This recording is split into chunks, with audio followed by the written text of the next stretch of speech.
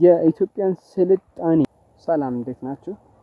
ዛሬ አንድ በጣም የገረመኝን ነገር እስቲ ላካፍላችሁ። ዓለም ከተፈጠረች ስንት ዓመት የሆነት ይመስላችኋል? በመጀመሪያ ቃል ነበረ ከሚለው ጀምሮ አዳም ገነት እስከገባበት ጊዜና እግዚአብሔርም ፍጥረታትን ከመፍጠር ያረፈበት ቀን ድረስ ያለው ነገር ታውቃላችሁ። ስለዚህ የመጀመሪያው ጥያቄ ሊሆን የሚችለው ምንድነው? አዳም ገነት ከገባ ጊዜ ጀምሮ እስከሚባረርበት ሰዓት ድረስ ስንት ዓመት ኖረ? ኢትዮጵያ ውስጥ ከሆናችሁ በእርግጠኝነት አዳም 7 ዓመት በገነት እንደኖረ ሰምታችሁ ይሆናል። 7 ዓመት ከ2 ወር ከ14 ቀን አካባቢ የሚባል ነገርም ሰምቻለሁ።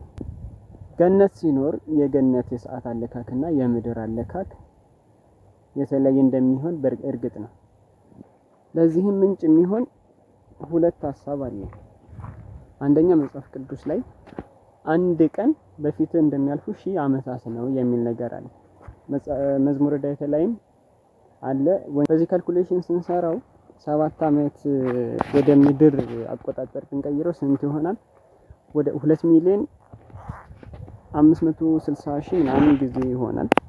አዳም ከተባረረበት ከክርስቶስ ከተወለደበትና ከክርስቶስ አሁን እስካለንበት ዓመት በአጠቃላይ 2 ሚሊዮን 642518 የምድር እድሜ። እዚህ ላይ አንድ ሌላ ተጨማሪ ታሪክ አለኝ። ከዛ በፊት ግን ደግሞ ሁለተኛ ሶርስ ልንገራችሁ። በኢትዮጵያ መጽሐፍ አስኬማሮስ የሚባል መጽሐፍ ላይ መላእክት በሰማይ ለአንድ ሰዓት ሲሰግዱ በምድር 83 ዓመት አለፈ የተባለ የተጻፈ ነገር አለ።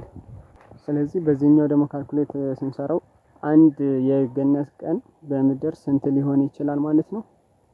1992 ነው። በ2000 አድርገን የኛውን ደብል አድርገን እንያዝ።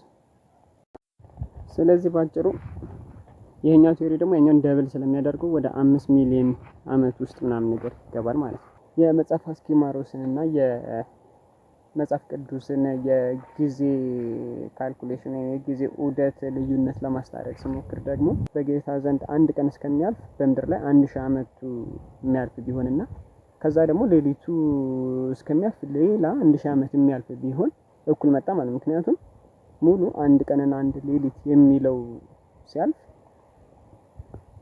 2000 ዓመት በምድር ላይ ማለፋቸው ነው ማለት ነው። which means በመጽሐፍ አስኬማሮስም የአንድ ሙሉ ቀን ካልኩሌሽን ወደ ስንት ይመጣ? ወደ 2000 ሊመጣ 8 ብቻ ነው የቀረው። 1992 ነው ለአንድ ቀን እኩያ ይሆናል። ታዲያ ይህንን ለምን ማንሳት አስፈለገ ብትሉ የኢትዮጵያን ስልጣኔ የኢትዮጵያን ቀደምትነት ከሳይንስ ጋር እንዲሁም ከመጽሐፍ ቅዱስ ጋር ማያያዝ ፈለኩ። የሰው ዘር የተፈጠረባት የሰው መገኛ የሆነችው ኢትዮጵያ ነች ይላል። ይሄንን የሚያረጋግጠው በእነማን ነው? መጀመሪያ በአርዲ አጽም መገኘት ከዛም በሉሲ መገኘት። ሳይንስ ደግሞ የእነሱን እድሜ የአርዲን 4.4 ሚሊዮን የሉሲን 3.2 ሚሊዮን ብሎ በዚህ በ5 ሚሊዮኑ ጊዜ ውስጥ አጠቃሎ ይዞታል። ይሄ ድንገተኛ ግጥምጥሞች ነው ወይስ ምን ትላላችሁ? ኮሜንት አድርጉልኝ።